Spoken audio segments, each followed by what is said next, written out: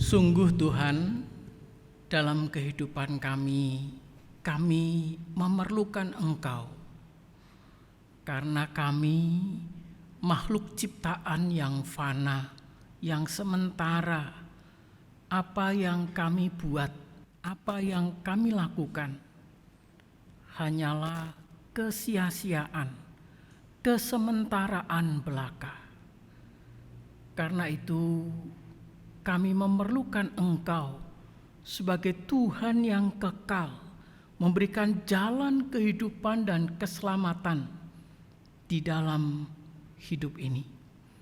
Kami memerlukan Engkau Tuhan, dan biarlah melalui firman-Mu, firman yang kekal, kami mendapat bimbingan, bahkan kami hidup tidak dalam kesia-siaan. Tanpa Engkau Tuhan, kami hanya seperti angin yang berlalu, yang kemudian tidak berbekas. Namun ketika kami mencari Engkau, mengikuti kehendak-Mu, kami mendapatkan sukacita surgawi. Terima kasih Tuhan. Di dalam nama Tuhan Yesus kami berdoa. Amin. Silakan duduk Bapak Ibu Saudara yang dikasihi Tuhan. Kita akan belajar dari Mazmur 127. Mazmur 127, saya akan bacakan ayat 1 dan ayat yang kedua, Saudara ya, dalam terjemahan Indonesia, dalam terjemahan yang biasa gitu ya. Kemudian yang ayat 3, 4, 5 akan saya baca dalam terjemahan bahasa Indonesia masa kini, Saudara ya. Firman Tuhan berkata demikian dalam Mazmur 127. Nyanyian siarah Salomo. Jika bukan Tuhan yang membangun rumah, sia-sialah usaha orang yang membangunnya. Jika bukan Tuhan yang mengawal kota, sia-sialah pengawal berjaga-jaga. Sia-sialah kamu bangun pagi-pagi dan duduk-duduk sampai jauh malam, dan makan roti yang diperoleh dengan susah payah, sebab Ia memberikan kepada yang dicintainya pada waktu tidur. Dalam terjemahan bahasa Indonesia masa kini, ayat yang ketiga, 4, 5, firman Tuhan berkata, anak-anak adalah pemberian Allah, sesungguhnya mereka itu anugerah.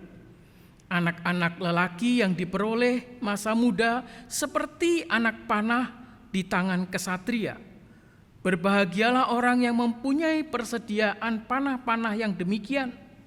Ia tidak akan dikalahkan waktu menghadapi musuh di pengadilan. Bapak Ibu Saudara yang dikasihi Tuhan, satu mazmur, satu pujian yang begitu indah, Saudara ya. Dikatakan, jika bukan Tuhan yang membangun rumah, sia-sialah usaha orang yang membangun rumah. Saudara, ini kalau kita sedikit bercanda, emang Tuhan pernah bangun rumah, Saudara ya? Pernah lihat Saudara Tuhan bangun rumah ya? Rasanya Tuhan tidak membutuhkan rumah dan Tuhan tidak pernah membangun rumah, Saudara ya. Tetapi ini tentunya bukan sekedar bermakna rumah secara fisik, tetapi bagaimana membangun keluarga, bagaimana membangun pernikahan, keluarga yang baik. Kalau itu hanya usaha bapak atau ibu atau pasangan laki-laki dan perempuan, saya berani katakan mengutip ayat ini, maka sia-sialah orang membangunnya. Puisi yang indah ini kalau memang bisa dinikmati, memang bukan dalam bahasa Indonesia, Saudara ya. Penerjemah berusaha membuat puisi ini indah, Saudara ya, dengan membuat kesamaan-kesamaan. Tetapi kita harus tahu bahwa ini tulisan dalam bahasa Ibrani dan jauh lebih indah kalau kita bisa menggunakannya, Saudara ya. Jika bukan Tuhan yang membangun rumah, sia-sialah usaha orang yang membangunnya. Jika bukan Tuhan yang mengawal kota, sia-sialah pengawal berjaga-jaga. Sia-sialah kamu bangun pagi-pagi dan duduk sampai jauh malam, makan roti yang diperoleh dengan susah payah, Kalimat terakhir sebagai refleksi dan sebagai sebuah pukulan telak. Dan dikatakan sebab Ia, Tuhan, memberikan kepada yang dicintainya. Kapan saudara? Kapan saudara? Pada waktu kita tidak tahu apa-apa. Wah, kalau gitu kita tidur-tidur saja ya. Wah, ini orang malas saudara ya. Tentunya tidak demikian saudara ya. Tetapi bagaimana kita berusaha, bagaimana kita membangun rumah, bagaimana kita menjaga kota, bagaimana kita berusaha, tetapi kita melibatkan Tuhan di dalamnya. Amin saudara.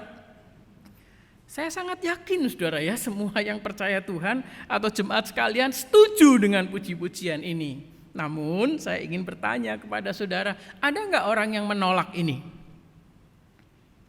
Banyak. Atau saya ingin juga bertanya, oh saya tidak menolak ini. Tetapi jangan-jangan standpoint kita, pandangan kita terhadap pujian ini seolah-olah kita meragukan. Bahkan kita, masa sih? Mulai kita bertanya-tanya, kalau saya bangun rumah saya melupakan Tuhan, apa yang terjadi? Bahkan orang-orang di luar mereka bisa bahagia, mereka bisa sukses, mereka bisa tertawa. Sementara kita dalam pergumulan yang berat. Saudara-saudara yang dikasihi Tuhan, bagian-bagian yang indah ini perlu kita ketahui siapa penulisnya.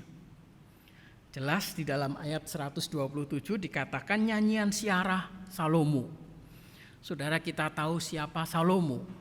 Ya, memang para penafsir memikirkan kemungkinan ini yang menulis adalah Daud, bapaknya Salomo. Dia memberikan petuah bagaimana engkau seorang anak membangun istana, rumah Allah, bagaimana engkau mengawal kota, bagaimana engkau menjaga supaya keturunanmu baik. Saya pikir ini masuk akal, ya.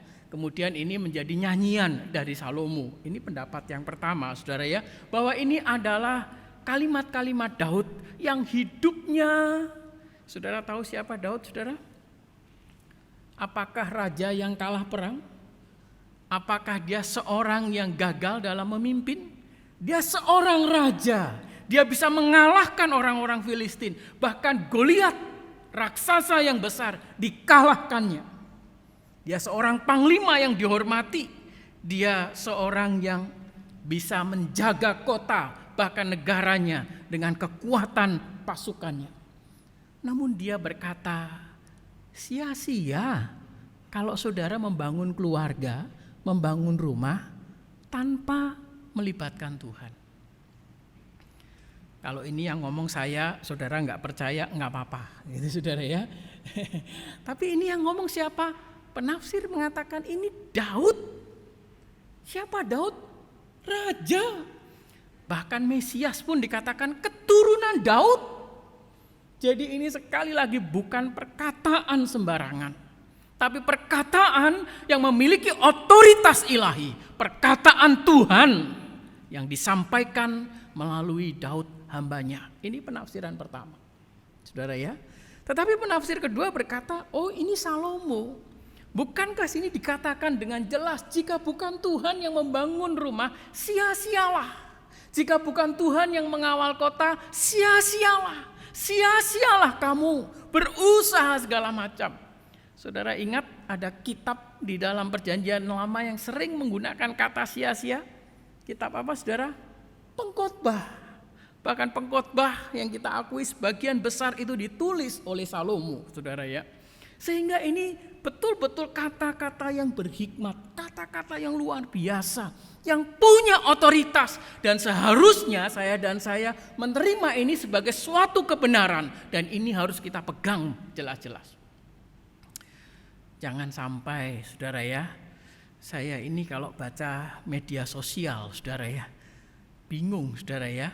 Saudara baru terima berita, nggak tahu siapa yang ngomong, percaya lagi. Wah ini nih kecelakaannya karena ini. Oh ini penyebabnya ini. Loh yang nulis itu siapa? Maksudnya nulis itu apa? Loh tapi ini tulisannya benar Pak.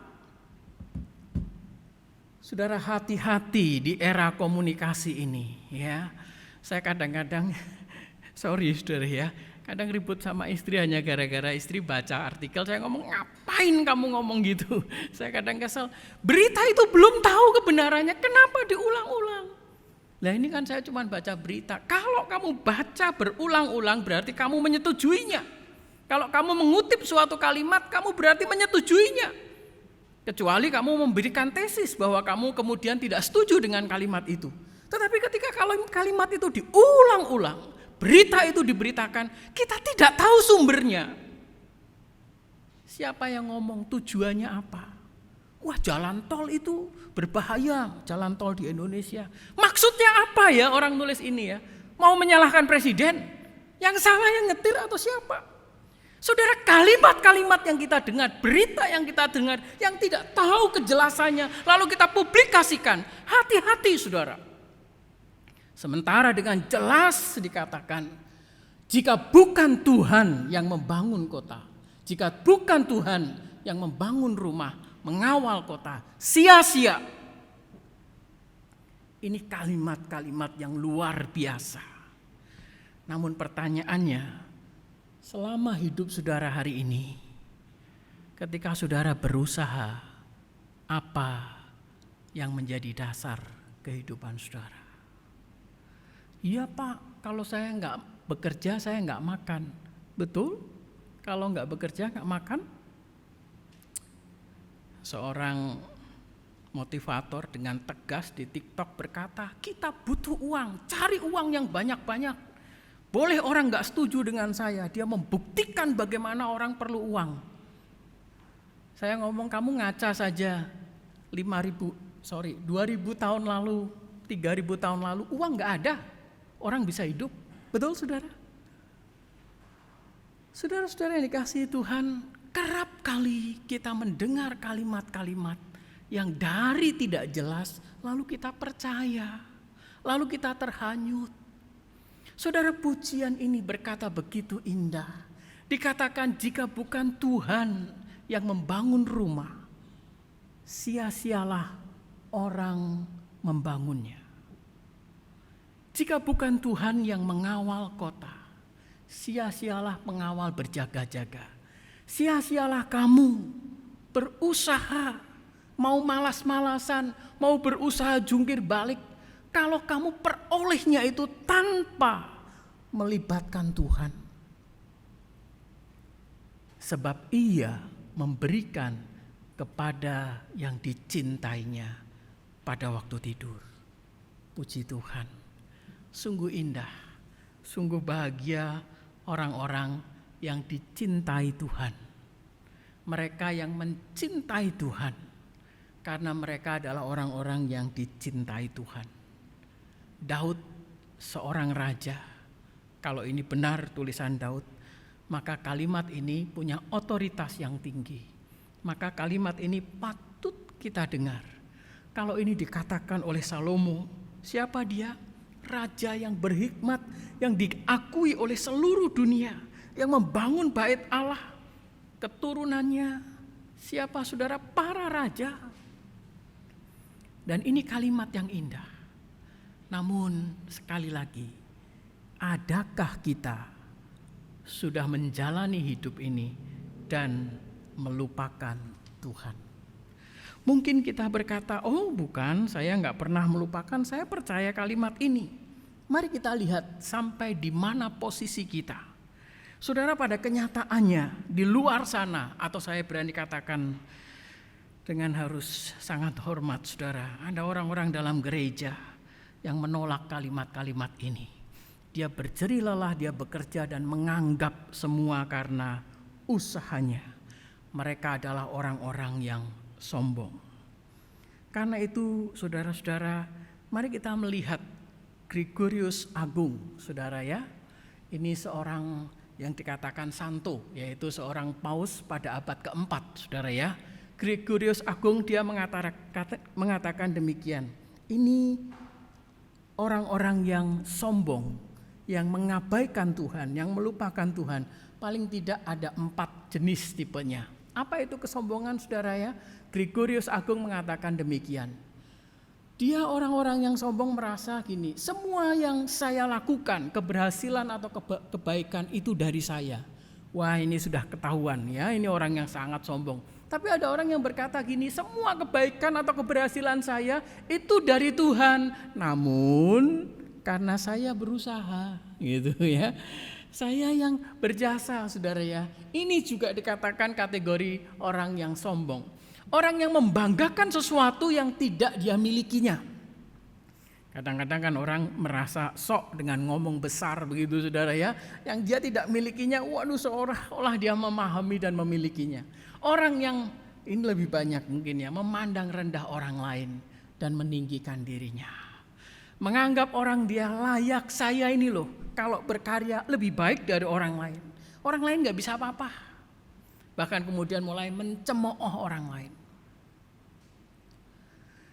Saudara-saudara, orang yang sombong, dia sulit untuk dia berkata, jika bukan Tuhan yang membangun, jika bukan Tuhan yang mengawal kota, sia-sialah.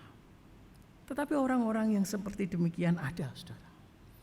Karena itu saya ingin katakan pujian yang indah, Mazmur 127, seorang yang rendah hati. Kemudian seorang yang dipakai Tuhan juga, saudara ya. Thomas Aquinas yang hidup abad ke-11, abad ke-12, ya kira-kira 900 tahun lalu. Ya, seorang filsuf, juga dikatakan seorang biarawan, dia juga orang yang luar biasa, saudara. Dia menuliskan gini, kesombongan adalah awal dari semua dosa. Bukan berarti maksudnya semua dosa asalnya dari kesombongan, tidak, saudara. Tetapi akar permasalahannya orang berdosa itu kesombongan. Nanti kita bisa lihat, kita bandingkan dengan tulisan yang lain, saudara ya. Dan dikatakan tindakan awal kesombongan adalah meninggalkan Tuhan. Atau kita bisa terjemahkan tindakan awal kesombongan adalah melupakan Tuhan. Jadi kerja sendiri, berusaha sendiri, merasa usahanya sendiri. Berobat, cari kesehatan, cari pokoknya menurut dirinya sendiri, melupakan Tuhan. Nanti kalau diberi masukan, oh orang lain salah, yang benar saya. Ya ini sudah mulai hati-hati, saudara ya. Merasa semuanya seolah-olah kalau ini obat saya paling hebat, obat orang lain salah. Kalau dokter saya ini dokter hebat, kalau dokter orang lain dokter yang salah. Hati-hati, saudara. Seolah-olah tidak ada Tuhan dalam kehidupan ini. Seolah-olah kita berusaha dengan mengandalkan diri kita. Dan orang-orang yang demikian, Alkitab berkata, sia-sialah engkau membangun rumah. Sia-sialah engkau mengawal kota. Karena itu seorang yang dari Prancis, seorang biarawan juga, ya dikatakan Santo Bernardus, saudara ya, abad yang sama dengan Thomas Aquinas. Dia memberikan gradasi, ya. Kira-kira tingkat kesombongan itu mulainya dari mana? Pertama dikatakan rasa ingin tahu akan segalanya. Ya. Wah, pokoknya saya harus hebat, jadi saya ingin tahu. Ya. Saudara mungkin perlu penjelasan panjang ini. Oke lah, kita abaikan saja. Saya ingin membahas dengan cepat, saudara ya. Tetapi hati-hati, kalau ingin tahu segalanya, boleh ingin tahu, boleh belajar, boleh. Tapi kalau ingin mengetahui, wah manusia siapa yang nyiptakan? Tuhan. Lalu Tuhan yang nyiptakan siapa? Waduh, ini sudah kebablasan nih pertanyaannya, saudara ya. Pikiran sembrono senang berbicara yang tidak penting. Kegembiraan dan gelak tawa di luar kewajaran. Suka membual, banyak bicara. Suka menonjolkan diri supaya tampak suci. Suka dipuji, merasa lebih suci dibanding orang lain. Merasa dapat melakukan segala sesuatu di atas kemampuannya, pembenaran diri, merasa tidak berdosa, tidak jujur dalam pengakuan dosa karena takut silih yang berat atau takut hukuman atau penggantian yang berat. Pemberontak terhadap peraturan dan atasan yang berwenang, berbuat dosa dengan bebas, akhirnya terbiasa melakukan tindakan tanpa Tuhan. Sekali lagi saya ingin katakan, apakah kita bisa berkata, jika bukan Tuhan yang membangun keluargaku, rumahku, maka tidak ada gunanya. Jika bukan Tuhan, aku bekerja sia-sia. Jika bukan Tuhan, aku berjerih lelah sia-sia. Saudara-saudara, Bernardus mengatakan 7 tangga kesombongan yang dia merespon dari Santo Benedictus, biarawan pada zaman dari Itali pada abad yang ke-5, saudara ya. Dia berkata, ini yang harus kita sadari. Bagaimana kita bisa terus memuji Tuhan. Dia berkata, takut akan Tuhan dengan kewaspadaan terhadap dosa. Ini tingkat kerendahan hati yang pertama, saudara ya, bukan yang tinggi ya saudara ya. Jadi kita harus waspada dosa. Jadi takut akan Tuhan. Baru kemudian kita keinginan untuk menekan kehendak dan kepentingan diri. Ketaatan terhadap peraturan dan atasan yang berwenang. Sabar dan tetap taat peraturan dalam saat sulit. Mengaku dosa dengan tulus, saudara ya, tidak menutupinya. Memandang diri tidak layak untuk menerima atau melakukan segala sesuatu. Tahu bahwa, saudara, kalau kita boleh melayani Tuhan, apakah itu karena hebat kita? Karena saya pintar nyanyi sih, jadi orang seneng dengar lagu saya. Karena itu banyak yang ingin nunjuk saya jadi singer. Apa begitu, saudara ya? Atau kita tahu bahwa, iya sih, saya bersyukur saya bisa nyanyi. Tapi ini karunia Tuhan. Saya nggak layak. Tuhan kudus. Saya bersyukur Tuhan berikan talent kepada saya dengan kemampuan yang cukup, saudara ya. Tapi saya tahu kalau ibu jari saya patah, tangan kanan saya ini kalau ibu jarinya patah, saya sudah tidak bisa berbuat banyak. Kalau tangan kanan saya ini syarafnya lumpuh, maka semua skill yang saya miliki hilang, saudara. Karena itu kalau saya diberi karunia Tuhan, saya ingat itu tanggung jawab. Saya harus bekerja untuk Tuhan. Kalau saya diberi suara yang bagus, saya harus menyanyi untuk Tuhan. Kalau saya bisa memainkan musik, saya lakukan itu dengan ketulusan hati untuk menyembah Tuhan. Karena saya tidak layak, saudara ya. Merasa diri lebih berdosa dibanding orang lain dan mewujud nyatakannya. Seringkali di gereja merasa banyak orang lebih baik dari orang lain.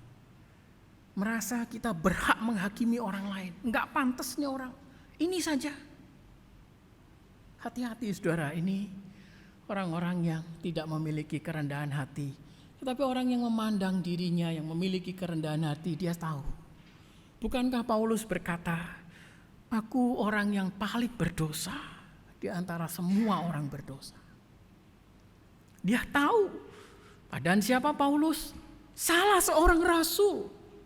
Penulis di antara rasul, penulis kitab perjanjian baru sepertiganya ditulis oleh Paulus. Tapi dia ngomong, saya ini tidak layak. Saya paling berdosa. Saya ini orang paling kurang ajar. Orang-orang yang rendah hati, dia memandang dirinya dan dia tahu. Dia hanya berbicara jika diminta. Dia pantang tertawa berlebihan, cukup tertawa ringan. Berbicara yang terkendali dan tenang.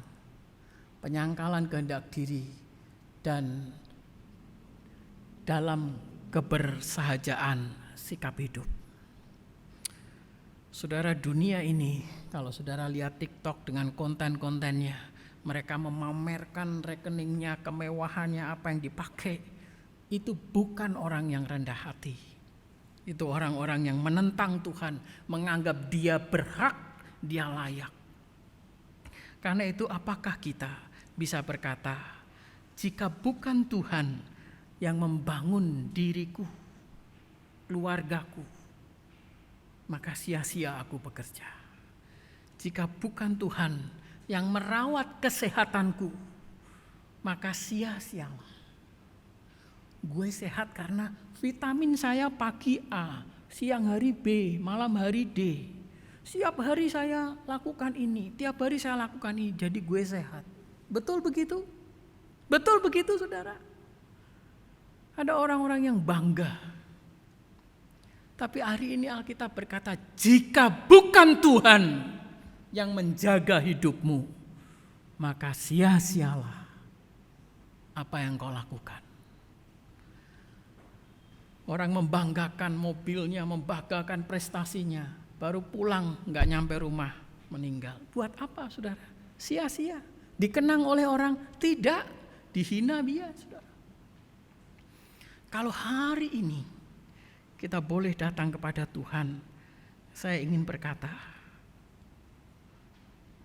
sebab Ia memberikan kepada saudara dan saya yang mencintai Tuhan. Sebab Ia memberi kepada orang yang dicintainya. Saudara-saudara yang dikasihi Tuhan, Alkitab dengan jelas berkata, Yohanes 9 ayat 33, ya ini konteks tentang seorang yang buta sejak lahir, lalu pada hari Sabat Tuhan sembuhkan. Lalu orang-orang Farisi ribut, siapa yang menyembuhkan? Ini kan hari Sabat. Orang tuanya ditanya, betul ini anakmu? Dia udah besar, tanya sendiri. Pasti bukan dari Tuhan, karena dia menyembuhkan hari Sabat. Orang-orang Farisi dengan begitu merendahkan orang yang buta ini berkata, saya nggak tahu, yang penting saya buta disembuhkan, pasti dia dari Tuhan. Emang kamu mau ngajarin saya, orang-orang yang hebat ini? Kamu keturunan orang itu, tapi saya keturunan Musa. Wah, dengan bangga ketika dia melakukan Taurat Musa. Sampai-sampai kemudian Tuhan berkata, jikalau orang itu tidak datang dari Allah, ia tidak dapat berbuat apa-apa. Beberapa waktu kita membahas ini, Yohanes 15 ayat 5. Tuhan berkata, akulah pokok anggur dan kamulah ranting-rantingnya. Barang siapa tinggal di dalam aku dan aku di dalam dia, ia berbuah banyak. Sebab di luar aku, kamu tidak dapat berbuat apa-apa. Bapak, Ibu, Saudara yang dikasihi Tuhan, saya kembali ingin mengakhiri dengan kita membaca kebenaran firman Tuhan yang kita sama-sama nyanyikan atau sama-sama kita lantunkan kalimat ini bersama-sama. Mari kita baca ini bersama-sama secara tenang. 1, 2, 3. Jika bukan Tuhan yang membangun rumah, sia-sialah usaha orang yang membangunnya. Jika bukan Tuhan yang mengawal kota, sia-sialah pengawal berjaga-jaga. Sia-sialah kamu bangun pagi-pagi dan duduk sampai jauh malam, makan roti yang diperoleh dengan susah payah, sebab Ia memberikannya kepada yang dicintainya pada waktu tidur. Mari kita tundukkan kepala. Tuhan, kami kerap kali berlelah-lelah, kami kerap kali melupakan-Mu dalam kehidupan kami. Kami tidak sadar, kami digerogoti oleh kesombongan di dalam diri kami, keangkuhan, merasa diri hebat, dan menganggap Engkau tidak ada. Tuhan, ampuni kami. Ampuni kami, Tuhan. Biarlah kami terus belajar rendah hati, mengakui semua karena anugerah Tuhan. Dan kalau kami memiliki talenta, kepandaian, keahlian khusus, biarlah kami persembahkan kepada Tuhan sebagai tugas tanggung jawab kami. Kalau kami diberkati Tuhan, kalau kami dipercaya Tuhan, biarlah itu kami lakukan sebaik-baiknya. Kami pakai untuk kemuliaan Tuhan, bukan untuk kemuliaan diri kami. Tuhan, terima kasih. Biarlah puji-pujian dari pemazmur ini yang ditulis oleh hamba-Mu, entahkah Daud ataupun Salomo, orang-orang yang Engkau urapi, orang-orang yang Engkau pilih untuk menyampaikan kebenaran-kebenaran-Mu. kami boleh imani, kami boleh amini, bahkan kami boleh lakukan ini dalam kehidupan kami. Tuhan, terima kasih. Terima kasih Tuhan, kalau kami boleh hidup sampai hari ini. Terpujilah Engkau Tuhan, dan Juru Selamat kami kekal selama-lamanya. Amin.